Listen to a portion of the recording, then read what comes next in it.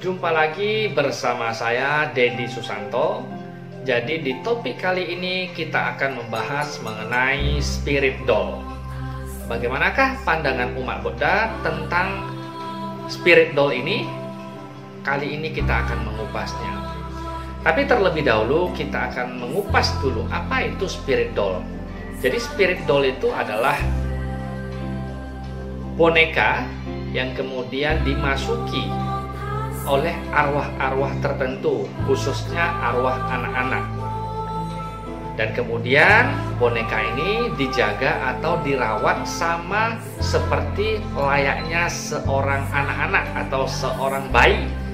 Nah, jadi kita menganggap mereka itu seperti anak-anak lah, ya, yang kita jaga, kita rawat, kita beri makan, kita beri minum, ya seperti itu. Jadi fenomena ini ya sebenarnya asalnya itu adalah dari negara Thailand sana. Ya dulu juga kita kenal gumantong, ya hampir sama.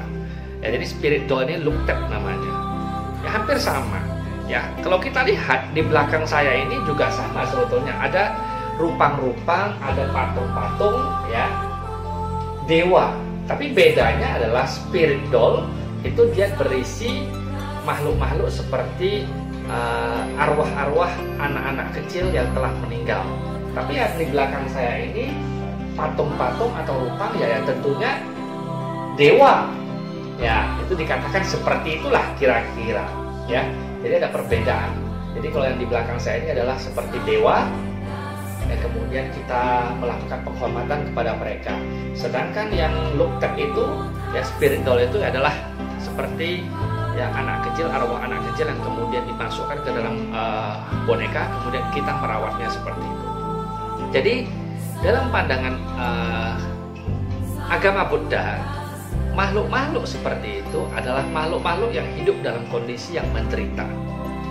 Jadi mereka adalah makhluk-makhluk yang sebenarnya perlu kita doakan. Ya ada masalah juga sebenarnya ketika ada orang ingin merawatnya. Arwah-arwah atau hantu-hantu tersebut dimasukkan ke dalam boneka, kemudian mereka ingin merawatnya, ya boleh-boleh saja, ya. Tapi masalahnya apakah kita mendoakan mereka supaya mereka ini bisa terlahir kembali di alam yang lebih baik, atau kita merawat mereka hanya sekedar untuk mencari keuntungan tertentu?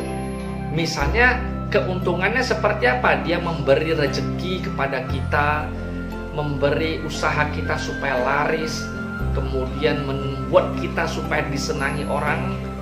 Apa tahukah hanya begitu saja? Ya, kalau kita di dalam pandangan Buddhis, ya silahkan Anda mau merawat silahkan, tapi jangan lupa untuk berdoa kepada mereka. Berdoa dalam arti kata melimpahkan jasa kebaikan kepada mereka ini. Karena mereka ini ya namanya sudah meninggal di usia yang masih sangat muda, usia bayi, ya kemudian dimasukkan ke dalam boneka. Tentu mereka hidup itu di alam mereka itu mereka menderita, mereka perlu didoakan. Ya kita mau merawat mereka silakan, tapi jangan lupa untuk melimpahkan jasa kebajikan kepada mereka ini yang kita rawat ini. Ya kepada spirit doll atau arwah-arwah yang ada di spirit doll ini. Supaya apa? Supaya mereka bisa reinkarnasi lagi, bisa reinkarnasi terlahir kembali di alam yang lebih baik, tidak lagi sebagai hantu-hantu penasaran seperti itu atau hantu-hantu yang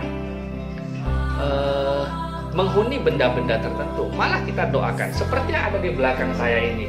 Ini isinya semuanya adalah dewa-dewa yang kita hormati, ya. Dalam tradisi Tionghoa, saya sebagai seorang umat Buddha pun bahkan saya juga melimpahkan jasa kebajikan kepada dewa-dewa yang ada di belakang saya ini.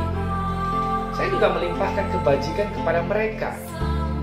Apakah urusannya mereka terima atau tidak, itu tidak ada urusan. Yang penting saya berbuat baik dengan pelimpahan jasa saya kepada mereka. Sama juga dengan spirit doll, kita rawat mereka, oke kita rawat. Tapi ingat, doakan mereka, limpahkan jasa kebajikan kepada mereka. Jangan spirit doll ini dimanfaatkan hanya khusus untuk kepentingan pribadi kita. Memang ceritanya, embel-embelnya ceritanya adalah kita merawat dia. Tapi ujung-ujungnya merawat dia untuk apa? untuk keuntungan kita. Nah, itu yang menjadi tidak boleh. Tapi kalau kita merawat dia, kemudian kita mendoakan mereka, melimpahkan jasa ke mereka, semoga mereka dapat terlahir di alam yang lebih baik, ya silahkan saja. Nah, jangan dipakai spirit doll ini untuk menaikkan popularitas kita. Dan hal-hal semacam itu menjadi tidak boleh lagi. Nah, inilah kita pandangan umat Buddha. Jadi kalau bagi kita, mungkin saja di luar sana ada yang mengaku sebagai umat Buddha, kemudian mereka merawat spirit doll, ya silahkan saja. Tapi jangan dimanfaatkan spirit dollnya untuk keuntungan pribadi kita. Mereka sudah terlahir sebagai makhluk peta atau makhluk hantu atau apapun lah namanya itu. Ya, kalau nanti dibilang hantu ada yang tersinggung. Ya, mereka terlahir sebagai makhluk-makhluk seperti itu, makhluk-makhluk alam-alam tidak baik. Ya, alam-alam yang agak rendah. Ya, sudah selayaknya lah kita tidak memanfaatkan mereka. Tapi sudah selayaknya kita untuk mendoakan mereka. Ya, mau merawat silahkan saja bagi umat Buddha, silahkan, tapi doakan mereka. Jangan cari keuntungan, jangan bikin dia itu sebagai pelindung kita. Nah, jangan buat mereka sebagai pelindung kita. Artinya pelindung yang tidak nampak. Nah, itu yang tidak boleh. Nah, ya, jadi kita harus mendoakan mereka. Jadi itulah pandangan kita sebagai umat Buddha, ya, supaya kita bisa lebih bijaksana lagi dalam menghadapi fenomena spirit doll atau look tap ini. Ya, bagi yang mau merawat, ya silahkan saja, saya tidak pernah melarang. Dan juga saya tidak mau mengatakan mereka itu tidak boleh merawat, mereka itu salah dalam merawat ini, tidak. Jika kamu mau merawat, ya Anda mau merawat silahkan, tapi jangan lupa untuk mendoakan arwah ini. Mereka sudah cukup menderita di alam mereka. Jangan lagi kita pakai energi mereka, power mereka untuk mendongkrak popularitas kita, untuk membuat kita disenangi, untuk membuat rezeki kita lancar. Jangan pakai dengan tujuan yang seperti itu. Ya, semoga video kali ini bermanfaat bagi kita semua. Dan terima kasih.